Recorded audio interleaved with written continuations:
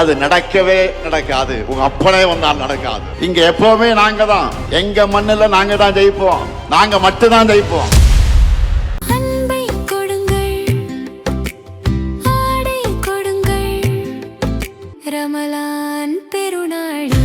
Super Saravana stores. இப்போது புதிய அறிமுகம் ஆச்சி ஹோட்டல் சாம்பார் 50 கிராம் ரூபாய் 20 மட்டுமே.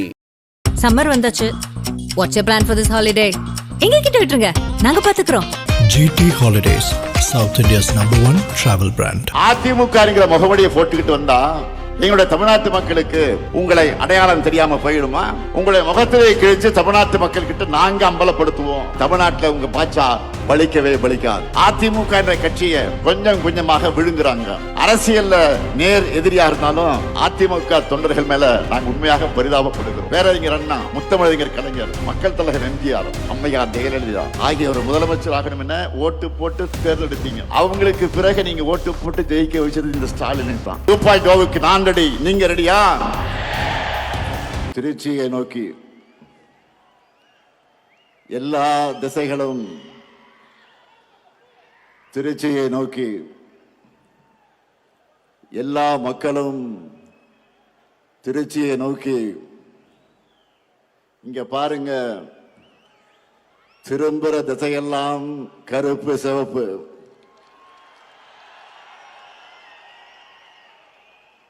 திரும்பும் திசையெல்லாம் அண்ணாவின் தம்பிகள். திரும்பும் திசையெல்லாம் கலைஞரின் உடன்பிறப்புகள். தெற்கே குமரியிலிருந்து வடக்கே கும்மிடிப்பூண்டி வரை தமிழ்நாடே இந்த சிறகனூர்ல திரண்டு சிறகனூர் பெருகனூராக ஆகியிருக்கு. எதிரிகளால வீழ்த்த முடியாத திராவிட முன்னேற்ற கழகத்தின் பெரும் சேனை இங்கே திரண்டிருக்கு. இந்த சேனையினுடைய தலைமை தொண்டனாக முத்துவேல் கருணாநிதி ஸ்டாலின் அழைப்பை ஏற்று வந்திருக்கக்கூடிய தலைவர் கலைஞருடைய அன்பு உடன்பிறப்புகளே, உங்க எல்லாருக்கும் என்னுடைய முதல் வணக்கம். வரவேற்புரை ஆற்றிய மாநாட்டினுடைய தலைவர், கழகத்தினுடைய முதன்மை செயலாளர், என்னுடைய ஆறுயிர் சகோதரர் KA நேரு அவர்களே, உடல்நிலை காரணமாக இங்கு வர முடியாத நிலைக்கு ஆளாக்கப்பட்டிருக்கக்கூடிய, ஆனால் அதே நேரத்தில் தொலைக்காட்சியில இந்த மாநாட்டை பார்த்து கொண்டிருக்கக்கூடிய கழகத்தினுடைய பொதுச் செயலாளர் என்னுடைய ஆரியர் அண்ணன் துரைமுருகன் அவர்களே, கழக பொருளாளர் அருமை சகோதரர் TR பாலு அவர்களே, கழகத்தினுடைய துணை பொதுச் செயலாளர்கள் பெரியசாமி அவர்களே, முனைவர் பொன்முடி அவர்களே, என்னுடைய அன்பு தங்கை கனிமொழி கருணாநிதி அவர்களே, திருச்சி சிவா அவர்களே, ராசா அவர்களே, அந்தியூர் செல்வராஜ் அவர்களே, மூப்பே சாமிநாதன் அவர்களே, இளைஞரணியின் செயலாளர் தம்பி உதயநிதி உள்ளிட்ட அனைத்து அணிகளின் செயலாளர்களே, பொறுப்பாளர்களே, தலைமை கழகத்தின் நிர்வாகிகளே, ஆற்றல் மிக்க மாவட்ட கழகத்தினுடைய செயலாளர்களே, சட்டமன்ற நாடாளுமன்ற முன்னாள் இந்நாள் உறுப்பினர்களே, அன்பு சகோதரர் முன்னாள் முதல்வர் OPS அவர்களே, உள்ளாட்சி அமைப்புகளின் பிரதிநிதிகளே, இந்த மாநாட்டிற்காக இரவு பகலாக உழைத்திருக்கக்கூடிய ஒருங்கிணைந்த திருச்சி மாவட்ட கழகத்தினுடைய நிர்வாகிகளே, உங்கள் அனைவருக்கும் என்னுடைய மாலை வணக்கம். கடந்த 3 மாசமா நாம் நடத்துவது மாநாடுகள் தான். தம்பி உதயநிதி அவர்கள் மண்டல வாரியாக நடத்தின இளைஞரணி நிர்வாகிகள் சந்திப்பு மாநாடுகள், என்னுடைய அன்பு தங்கை கனிமொழி அவர்கள் நடத்தின மகளிர் அணியின் வெல்லும் தமிழ் பெண்கள் மாநாடுகள், சென்னை, மதுரை, கோவை, திருப்பத்தூர் என மண்டல அளவிலே நடத்தப்பட்ட பூத் நிர்வாகிகளுடைய பயிற்சி மாநாடுகள்னு லட்சக்கணக்கான நிர்வாகிகள் அழைத்து மாநாடுகள் நடத்தி தேர்தலுக்கான பணிகளை தொடங்கினோம். அதற்கெல்லாம் உச்சமாக இன்று 10 லட்சம் பேர் பங்கெடுத்திருக்கக்கூடிய பெரிதினும் பெரிய மாநாடா திருச்சியில இந்த மாநில மாநாடு நடந்து கொண்டிருக்கிறது. இங்க நான் வந்தப்போ மாநாட்டு என்ட்ரியில இருந்து மேடை வரைக்கும் நீங்க கொடுத்திருக்கக்கூடிய இந்த வரவேற்பு, அடாடாடாடாடா, அதே போல உங்க முகத்துல பார்த்த மகிழ்ச்சி இருக்க, என்னுடைய வயசை குறைச்சிருக்கு. ஆக அந்த தெம்போடு நின்று கொண்டிருக்கிறேன். போன வாரம் என்னுடைய பிறந்த நாளுக்கு போன்ல எனக்கு மற்ற மாநிலங்களிலிருந்து தலைவர்கள் எல்லாம் வாழ்த்து சொன்னப்போ என்னுடைய வயசை நம்ப முடியலன்னு சொன்னாங்க. இந்த மாதிரி என்னை இளமையா வச்சிருக்க காரணமே நீங்க தான், உங்க அன்பு தான்.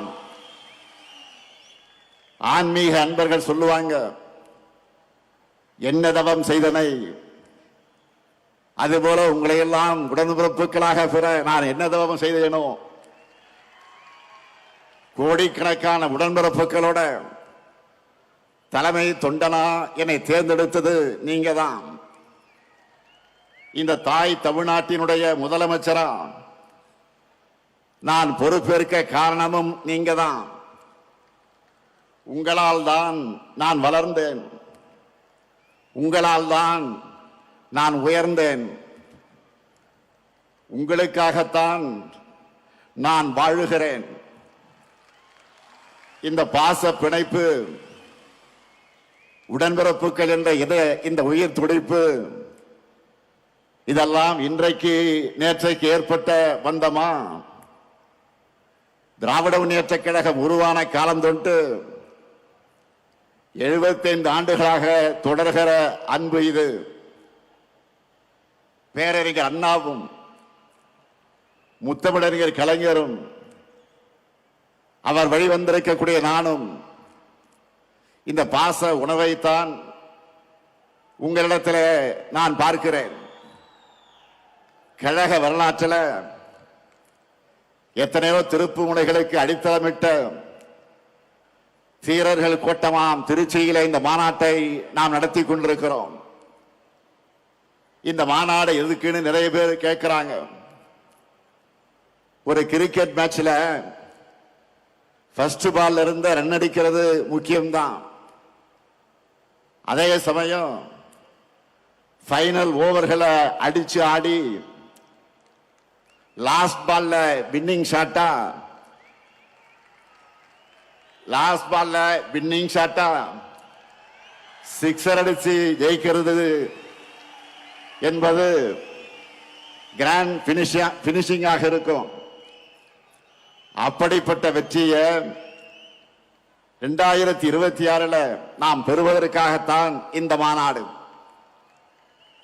அதுக்காகத்தான் இந்த மாபெரும் மாநில மாநாட்டை இவ்வளவு சிறப்பாக ஏற்பாடு செய்திருக்கிறார் நம்முடைய மாண்புமிகு அமைச்சர் ஆர்வி சகோதரர் திருச்சியின் தீரர் KN நேரு அவர்கள்.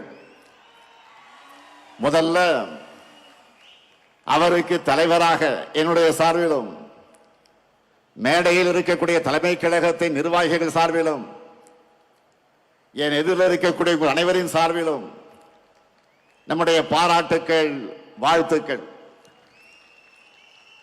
நம்ம நேரு கிட்ட மாநாடுன்னு சொல்லிட்டாலே போதும், அவருக்குள்ள ஒரு புதிய எனர்ஜி வந்துடும். நாம நினைக்கிறதை விட எப்போ பிரம்மாண்டமாக பண்ணுவதுதான் நேருவுடைய ஸ்டைல். அதனால்தான் நான் எப்பவும் சொல்றது, மாநாடு நான் நேரு, நேரு நான் மாநாடு. இப்ப கூட பாருங்க, 200 ஏக்கர் இடத்தை தேர்ந்தெடுத்து 200 இடங்கள்ல வெல்லணும்னு குறிப்பால தொண்டர்களுக்கு சொல்லிட்டாரு. நமக்கான கிரவுண்ட ரெடி பண்ணி கொடுத்துட்டாரு. இனிமே நாம தொடர்ந்து நாம அடிச்சு ஆடணும். இந்த மாபெரும் மாநாட்டுக்காக அயராது உழைத்திருக்கக்கூடிய அவருக்கும், அவருக்கு துணை நின்ற ஒருங்கிணைந்த திருச்சி மாவட்ட நிர்வாகிகளுக்கும் என்னுடைய பாராட்டுக்கள், வாழ்த்துக்கள். இன்றைக்கு நாம் முழங்கும் ஸ்டாலின் தொடரட்டும், தமிழ்நாடு வெல்லட்டும், இது ஏதோ தனிப்பட்ட ஸ்டாலினுக்காக முழக்கம் அல்ல. நம்ம எல்லாம் உருவாக்கின திராவிட முன்னேற்ற கழகம் தொடரட்டும் என்பதுதான் இதனுடைய உண்மையான பொருள். திருச்சியை மாநாட்டுக்காக நாம் ஏன் தேர்ந்தெடுக்கிறோம்? இது தமிழ்நாட்டுடைய மைய பகுதி மட்டுமல்ல, இதுதான் கழகத்தின் மாநாட்டு பகுதி. இன்றைக்கு நாம் நடத்திட்டு இருக்கிறது 12வது மாநில மாநாடு.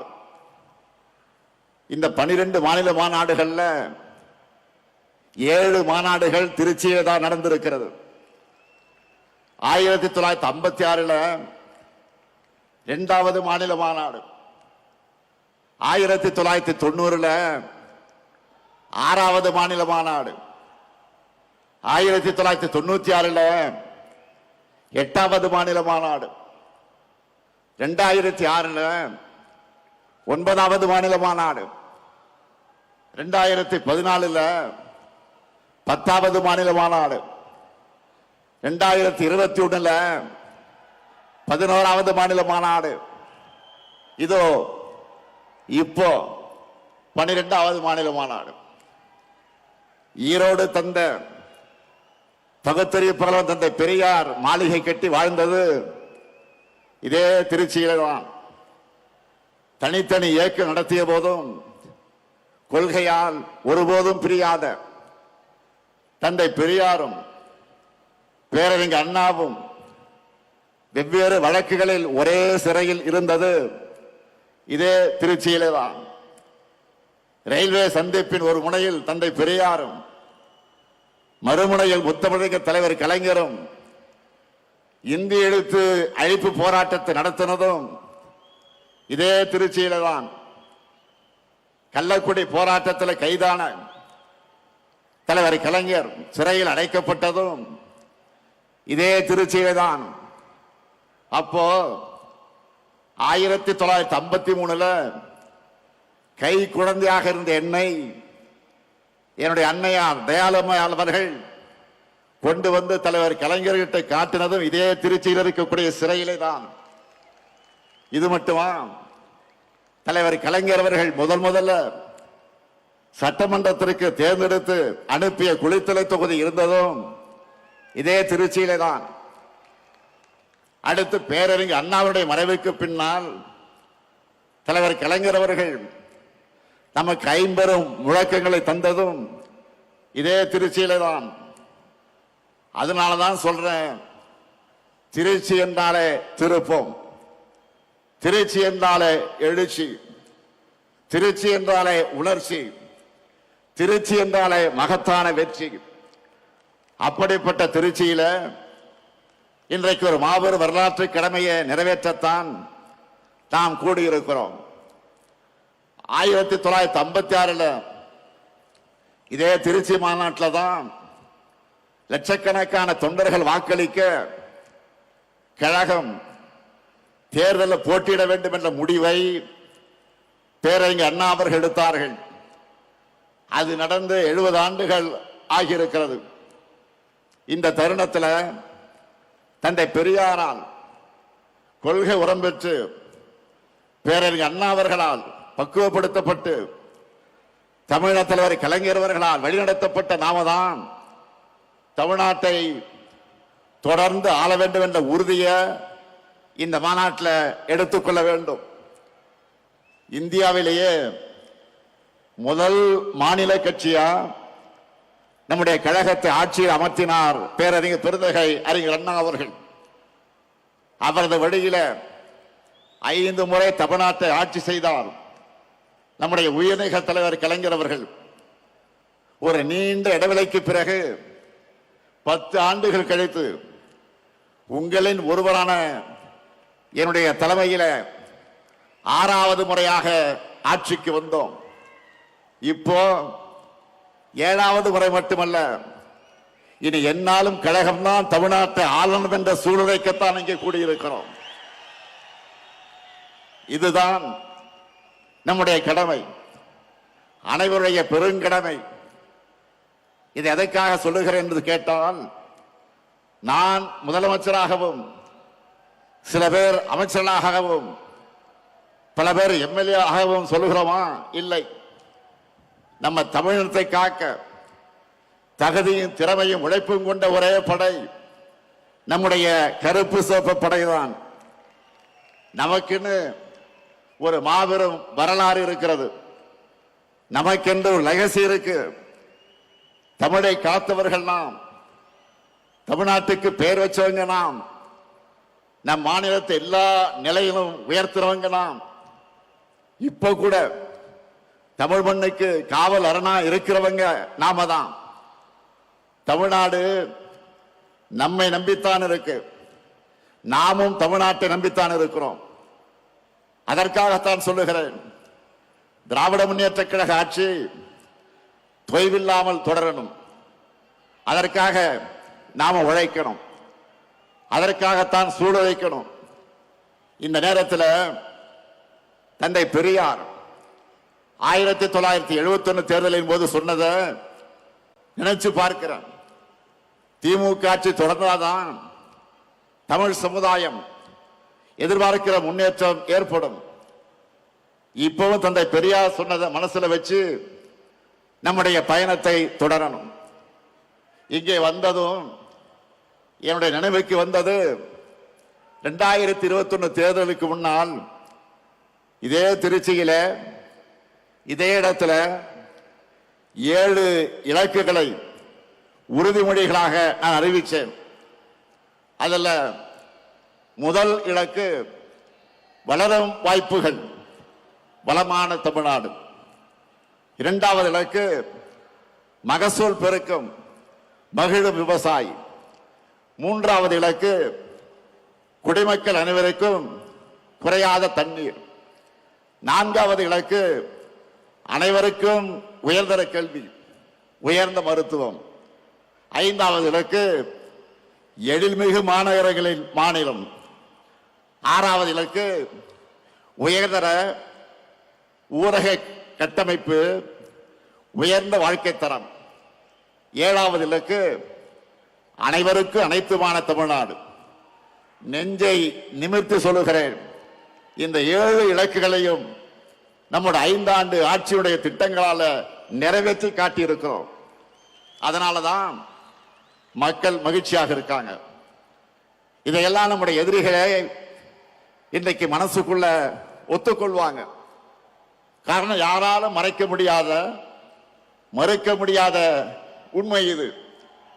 தமிழ்நாட்டை தொடர்ந்து புறக்கணிக்கிற ஒன்றிய பாஜக அரசு கூட நம்பர் 1 மாநிலம் தமிழ்நாடுன்னு சொல்றாங்க.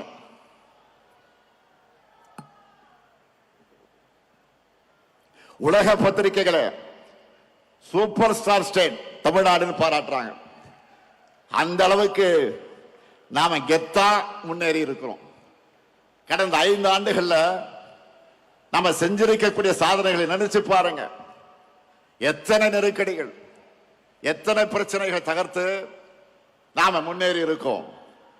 3 நாட்களுக்கு முன்னாடி கூட சென்னையில் 2030க்கான 14 உறுதிமொழிகளை ஸ்டாலின் ஸ்டேட்மெண்ட்னு நான் அறிவிச்சேன். அந்த மேடையில் அமைச்சர்கள் ஒவ்வொரு துறையிலும் நம்ம என்ன சாதிச்சிருக்கிறோம்னு சொன்னாங்க. 5 ஆண்டுகள்ல ஒரு மாநில அரசால இவ்வளவு பண்ண முடியுமான்னு எல்லாரும் பிரமிச்சு பார்த்தாங்க. நமக்கே மலைப்பா இருந்துச்சு. நம்முடைய சாதனைகளை பிபிடி போட்டு காட்டணும், டிவியில போட்டு காட்டணும். அதுல அதிமுக ஆட்சியோட நாம செஞ்சிருக்கிறத கம்பேர் பண்ணி சொன்னாங்க. அதுல சிலதை மட்டும் உங்களுக்கு நான் சொல்ல விரும்புகிறேன். நல்லா கவனிங்க. மக்கள் கிட்ட போய் நீங்க சொல்லணும். கடந்த 2011 மன்னிக்கணும் 2016 2021 அதிமுக ஆட்சியில தொழில் முதலீட்டுக்காக போடப்பட்ட புரிந்துணர்வு ஒப்பந்தங்கள் எவ்வளவு தெரியுமா? 471.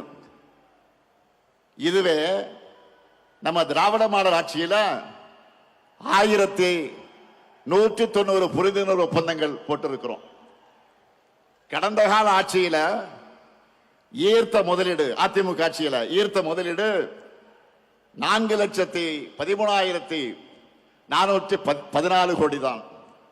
ஆனா நம்ம ஆட்சி காலத்துல 12,54,133 கோடி ரூபாய்க்கான முதலீடுகளை ஈர்த்திருக்கிறோம். 3 மடங்கு அதிகம். 2016-21 புதுசா 4 சிப்காட் தொழிற்பூங்காக்களை தொடங்கினாங்க. அதிமுக ஆட்சியில் 4 தான் சிப்காட் தொழிற்பூங்கா. ஆனா நாம 33 புது சிப்காட் தொழிற்பூங்காக்களை தொடங்கி இருக்கிறோம். ஸ்டார்ட் அப் நிறுவனங்கள் எடுத்துக்கிட்டா 2021 வரைக்கும் இருந்த எண்ணிக்கை, அதிமுக ஆட்சியில் இருந்த எண்ணிக்கை எவ்வளவு தெரியுமா? 2045. இப்போ நம்ம ஆட்சியில 13,500க்கு மேற்பட்ட ஸ்டார்ட் அப் நிறுவனங்களை நம்ம ஆட்சியில் தொடங்கி இருக்கிறோம்.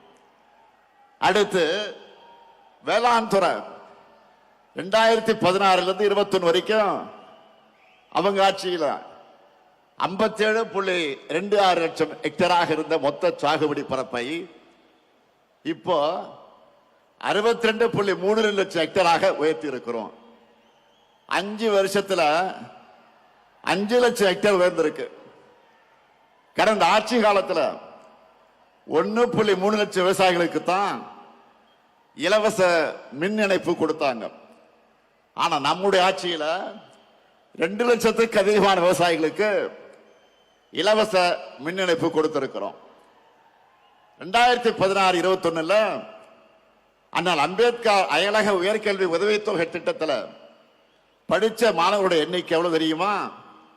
2 பேர் தான் அதிமுக ஆட்சியில்.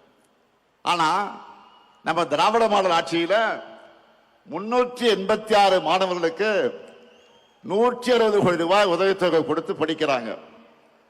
அதே போல ஆதிதிராவிட மகளிருக்காக நன்னிலம் நிலவுடைமை திட்டத்தில் அதிமுக ஆட்சியில பயனடைந்த பெண்கள் எவ்வளவு தெரியுமா? 40 பேர் தான். 40 லட்சம் ரூபாய் கொடுத்தாங்க. அதுவே நம்ம திராவிட மாடல் ஆட்சியில 1026 பெண்களுக்கு சுமார் 50 கோடி ரூபாய் வழங்கி இருக்கிறோம். எவ்வளவு பெரிய வித்தியாசம்! அடுத்து ஸ்போர்ட்ஸ்ல, விளையாட்டுத்துறை ஸ்போர்ட்ஸ்ல நம்ம இளைஞர்கள் இன்னைக்கு எப்படியெல்லாம் சாதிக்கிறாங்க. அதுக்கு காரணம் என்ன? விளையாட்டுத்துறைக்கு 800 கோடி ரூபாயாக இருந்த நிதி ஒதுக்கீட்ட நம்ம ஆட்சியில 2228 கோடி ரூபாயாக உயர்த்தி இருக்கிறோம். அது மட்டுமல்ல, 2016-21 வேலை வாய்ப்பு வழங்கப்பட்ட விளையாட்டு வீரர்கள் எத்தனை பேர் தெரியுமா? 3 பேர் தான். ஆனா நம்ம அரசுல 301 விளையாட்டு வீரர்களுக்கு வேலை வாய்ப்பு வழங்கி இருக்கிறோம். இப்படி எல்லா துறையிலும் லிஸ்ட் இருக்கு. மக்கள் பெரும் சுமையாக கருதுகிற மெடிக்கல் செலவுகள் போன ஆட்சியில் முதலமைச்சருடைய விரிவான காப்பீட்டு திட்டத்தில் 49 லட்சம் பேர் பயனடைஞ்சவங்க. அந்த எண்ணிக்கையை நம்ம ஆட்சியில் 90 லட்சமாக உயர்த்தி இருக்கிறோம். அதுக்கு காரணம் நம்ம அரசுல 72,000 இருந்த வருமான வரம்பை 1,20,000 உயர்த்தி கொடுத்தோம். இப்படி எல்லாவற்றிலும் 2 மடங்கு 3 மடங்கு ஏன் பல மடங்கு உயர்த்தி சாதனைகளை படைச்சிருக்கிறோம். இதுதான் வளர்ச்சி. அதனால்தான் வரலாற்று இல்லாத அளவுக்கு 14 ஆண்டுகள் கழிச்சு நம்ம ஆட்சியில 11.19 விழுக்காடு பொருளாதார வளர்ச்சியை நம்முடைய மாநிலம் அடைந்திருக்கிறது. நானும் தொடர்ந்து ஒவ்வொரு மேடையிலும் நம்முடைய சாதனைகள் டேட்டாவோடு சொல்லிக்கிட்டு இருக்கிறேன். செஞ்சதை கூட நம்மால முழுசா சொல்ல முடியல. அந்த அளவுக்கு மிகப்பெரிய பட்டியல் இருக்கு. நம்ம திட்டங்களால பயனடைந்திருக்கிற எண்ணிக்கை மட்டும் சொல்ல கொஞ்சம் கேளுங்க. கலைஞர் மகளிர் உரிமை தொகை 1,31,00,000 பேர். காலை உணவு திட்டம் 19,34,000 குழந்தைகள். புதுமை பெண் திட்டம் 6,95,000 மாணவிகள். தமிழ் புதல்வன் திட்டம் 5,40,000 மாணவர்கள். நான் முதல்வன் திட்டம் 49,90,000 பயிற்சி சான்றிதழ்கள். விடியல் பயணம் திட்டம் 910 கோடி பயணங்கள். மக்களை தேடி மருத்துவம் 2,56,00,000 பேர். இன்னும் காப்ப நம்மை காக்க 48 திட்டம் 4 லட்சத்துக்கு அதிகமான உயிர்கள். பல்வேறு ஓய்வூதிய திட்டங்கள் மூலமா 30,50,000 பேர். பட்டா பெற்றவங்க 23,56,000 பேர். உங்களால டோட்டல் போட முடிஞ்சுதா இல்லையா? இன்னும் ஏராளமா இருக்கு. பெரிய லிஸ்டே இருக்கு. ஆனா அதையெல்லாம் நீங்க டோட்டல் போட்டு மக்கள் கிட்ட சொல்லணும். இப்ப தெரியுதா ஏன் நான் அடிக்கடி வெல்வோம் 200 சொல்றேன்னு? இவ்வளவு செஞ்சிருக்கிறோம். 200 தொகுதி உறுதியா இல்லையா? கேட்கல. உறுதியா இல்லையா? 200 தொகுதி உறுதியா இல்லையா? மகிழ்ச்சி. நீங்க பிரச்சாரத்துக்கு போறப்போ மக்கள் யாரை கேட்டீங்கனாலும் அவங்க நம்ம அரசோட திட்டங்கள்ல பயனடைஞ்சக்கூடியவங்களாம் இருப்பாங்க. நம்ம அரசின் திட்டங்களோட பயனாளிகள் வாக்களிச்சாலே போதும். நாம தான் ஃபுல் ஸ்வீப்ல போனோம், முழு வெற்றி அடைவோம். கவலைப்படாதீங்க. அதான் இப்படி சொன்ன புரியுதா உங்களுக்கு? அதை உறுதி செய்ய வேண்டியதுதான் உங்களுடைய பணி. இதே திருச்சி சிறகனூர்ல 5 ஆண்டுகளுக்கு முன்னாடி நான் சொன்ன வாக்குறுதிகளை நிறைவேற்றி காட்டிட்டு இன்றைக்கு மக்கள் முன்னாடி தெம்பா நம்பிக்கையா நிக்கிறேன். அடுத்து விரைவில் விரிவான தேர்தல் அறிக்கை தங்கை கனிமொழி தலைமையில தயாராகி கொண்டிருக்கிறது. விரைவில் அது வெளியிட போறோம். சமீபமா கவனிச்சிங்களா? மற்ற அரசியல் கட்சிகள் எல்லாம் ஏதோ இன்ஸ்டால்மெண்ட்ல தேர்தல் அறிக்கையை வெளியிட்டு இருக்காங்க. அதுல என்ன அறிவிக்கிறாங்க? நம்முடைய திராவிட மாடல் சார்பில் நாம் நிறைவேற்றி கொண்டிருக்கக்கூடிய திட்டங்களை டாப் அப் பண்ணி அப்படியே காப்பி எடுத்து அறிவிக்கிறாங்க. அவ்வளவுதான். ஏன்னா அவங்களுக்கும் வேற வழி இல்லை. நம்ம ஆட்சியில நிறைவேற்றிருக்கக்கூடிய திட்டங்களை இனி யாராலும் மாற்ற முடியாது, எவராலும் நிறுத்த முடியாது. யோசிச்சு பாருங்க.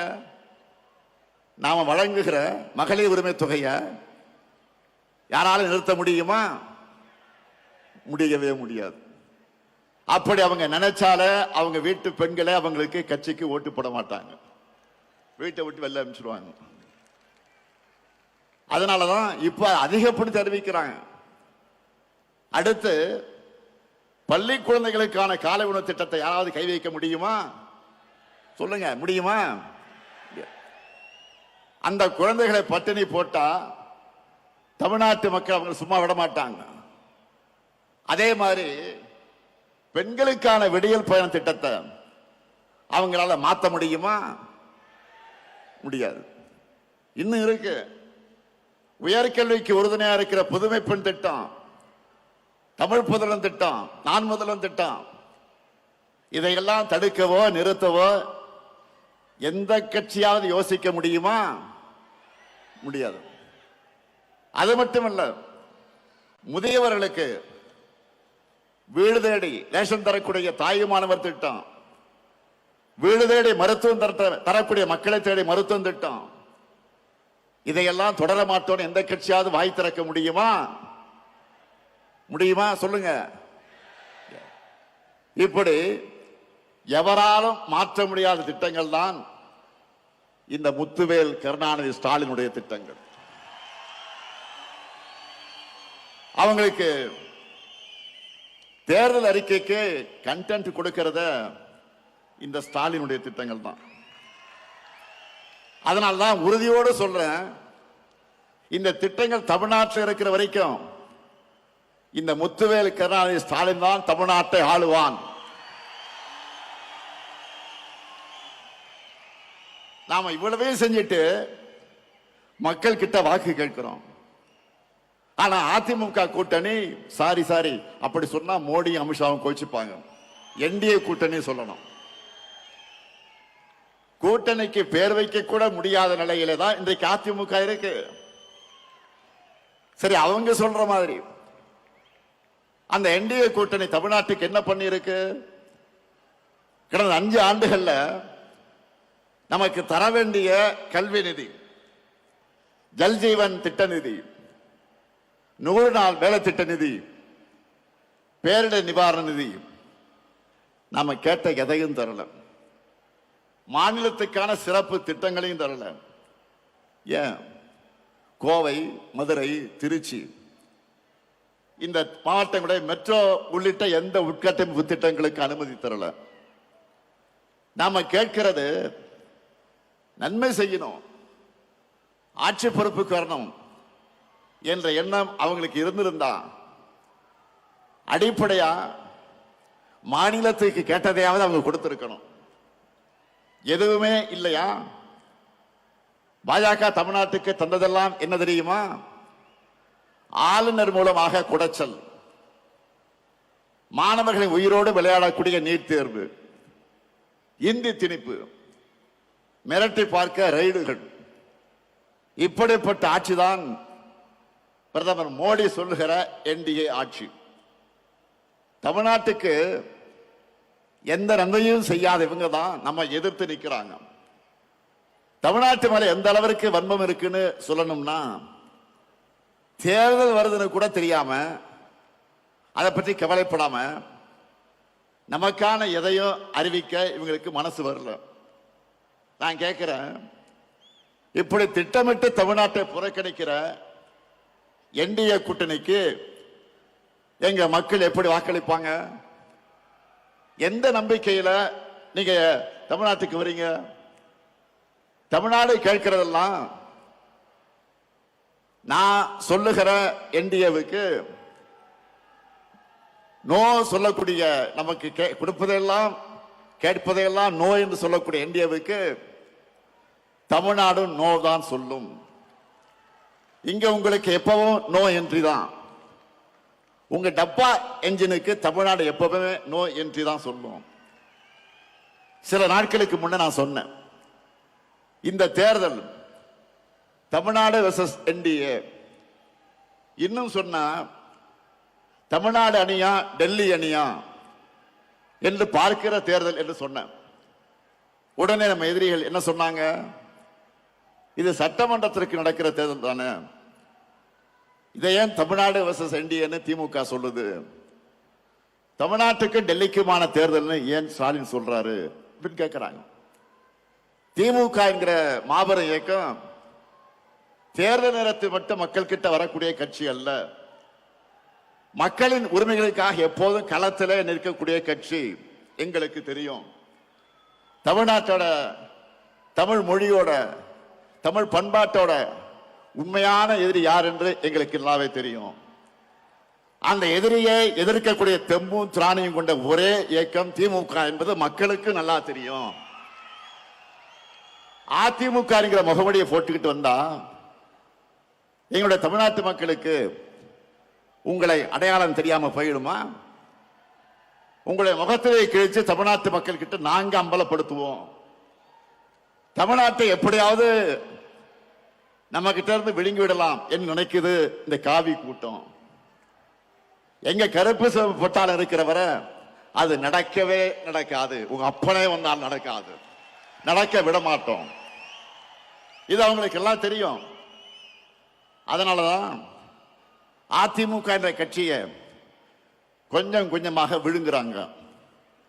அரசியல்ல நேர் எதிரியா இருந்தாலும் அதிமுக தொண்டர்கள் மேல நாங்கள் உண்மையாக பரிதாபப்படுகிறோம். அவங்களுடைய உணர்வுக்கு மாறாக கட்சியை கொண்டு போய் டெல்லியில் அடமானம் வச்சுட்டாரு பழனிசாமி. தன் சொந்த நலனுக்காக, சுயநலத்திற்காக எப்படியாவது முதலமைச்சராக ஆகணும் என்ற நப்பாசையில பழனிசாமி அடிமையா கிடக்கிறாரு. அவரை வச்சு ஒட்டுமொத்த அதிமுகவை அழிக்கிற வேலையை பாஜக செஞ்சுக்கிட்டு இருக்கு. இப்ப கூட பீகார்ல என்ன நடக்குது நாடே பார்க்குத. பீகார் மாநிலத்தில் இதுவரை பாஜக முதலமைச்சர் இருந்ததே கிடையாது. நிதிஷ்குமார் அவர்களை முன்னிறுத்தி தேர்தலை ஜெயிச்சுட்டு இப்ப காரியம் ஆனதும் அவரை ஓரங்கட்டிட்டு பாஜக முதலமைச்சரை உள்ள கொண்டு வர போறாங்க. இதையே தான் தமிழ்நாட்டிலும் பண்ணலாம்னு ட்ரை பண்றாங்க. நான் அடிச்சு சொல்றேன், சேலஞ்ச் பண்ணி சொல்றேன், இந்த முத்துவேல் கருணாநிதி ஸ்டாலினும் எங்க திமுக இருக்கிறவரை பாஜகவால் தமிழ்நாட்டை ஆள முடியவே முடியாது. நீங்க அந்தர்பல்ட்டி அடிச்சாலும், என்ன முகமடி போட்டு கொண்டு வந்தாலும், புதுசு புதுசா யாரை கூட்டிக்கிட்டு வந்தாலும், எத்தனை ஏவல் அமைப்புகளை வச்சு மிரட்டி பார்த்தாலும் தமிழ்நாடு எப்பவுமே உங்களுக்கு அவுட் ஆஃப் கண்ட்ரோல் தான். நாங்கள் பார்க்காத படையெடுப்பா, திமுக பார்க்காத மிரட்டலாம். நீங்க இந்தியா மேப்பில் இருக்க எந்த மாநிலத்து மேல வேணும்னாலும் காவி அடிச்சிடலாம். ஆனா தமிழ்நாட்டில் உங்க பாச்சா பலிக்கவே பலிக்காது. இங்க எப்பவுமே நாங்க தான், எங்க மண்ணில் நாங்க தான் ஜெயிப்போம், நாங்க மட்டும்தான் ஜெயிப்போம். இங்க கூடி வைக்கக்கூடிய ஒவ்வொரு உடன்பிறப்பும் மக்கள் கிட்ட போகும்போது சொல்ல வேண்டியது என்ன? நடக்க இருக்கிற தேர்தல் திமுக வெர்சஸ் என்டிஏ கிடையாது, தமிழ்நாடு வெர்சஸ் என்டிஏ. இன்னும் எளிமையா சொல்லணும்னா, வெல்லப்போவது தமிழ்நாடு அணியா டெல்லி அணியா என்பதுதான் 2026 தேர்தல். இதுல தமிழ்நாடு அணி வெற்றி பெறணும்னா திமுக தலைமையிலான மதச்சார்பற்ற முற்போக்கு கூட்டணி தான் வெற்றி பெறணும். உங்க வாக்குகளை திமுகவுக்கும் கூட்டணி கட்சிகளுக்கும் போடுங்கன்னு கேளுங்க. இதுதான் நீங்க அடுத்த 2 மாசத்துக்கு இடைவிடாம மக்கள் கிட்ட பரப்ப வேண்டிய மெசேஜ். அதே போல இங்க வந்திருக்கக்கூடிய உடன்பிறப்புகளுக்கு நான் வைக்கிற இன்னொரு வேண்டுகோள் என்பது, உதயசூரியன் சின்ன வெற்றி பெற நீங்கள் ஒவ்வொருத்தரும் எந்த அளவுக்கு உழைக்கிறீங்களோ அந்த உழைப்பை நம்ம கூட்டணி கட்சியின் சின்னங்களின் வெற்றிக்கும் கொடுக்கணும். ஏன்னா நம்முடைய சாதனைகள் கொள்கையில் மட்டும் நம்மளுடைய பலம் அல்ல, 4வது பொது தேர்தலை இணைஞ்சு சந்திக்கிற கூட்டணியும் நம்முடைய பெரிய பலம்தான். மற்றவங்கள மாதிரி வெறும் தேர்தலுக்காக எலெக்ஷன் சீசன்ல மட்டும் நாம கூட்டணி வைக்கல. கொள்கையின் அடிப்படையில் கொள்கை தோழர்களான கூட்டணி கட்சி அந்த வேட்பாளருக்கு நீங்க களத்தில் கடுமையா உழைக்கணும் என்று நான் கேட்டுக்கொள்கிறேன். மக்களை போய் சந்திக்கிற நீங்க இன்னொரு விஷயத்தையும் சொல்லுங்க. தமிழ்நாட்டில் இதுவரை பேரறிஞர் அண்ணா, முத்தமிழறிஞர் கலைஞர், மக்கள் தலைவர் எம்ஜிஆர், அம்மையார் ஜெயலலிதா ஆகியோர் முதலமைச்சராகணும் என ஓட்டு போட்டு மக்கள் தேர்ந்தெடுத்தாங்க. நல்லா கவனிங்க, மறுபடியும் சொல்றேன். பேரறிஞர் அண்ணா, முத்தமிழறிஞர் கலைஞர், மக்கள் தலைவர் எம்ஜிஆர், அம்மையார் ஜெயலலிதா ஆகியோர் முதலமைச்சர் ஆகணும் என ஓட்டு போட்டு தேர்ந்தெடுத்தீங்க. அவங்களுக்கு பிறகு நீங்க ஓட்டு போட்டு ஜெயிக்க வச்சது இந்த ஸ்டாலினை தான்.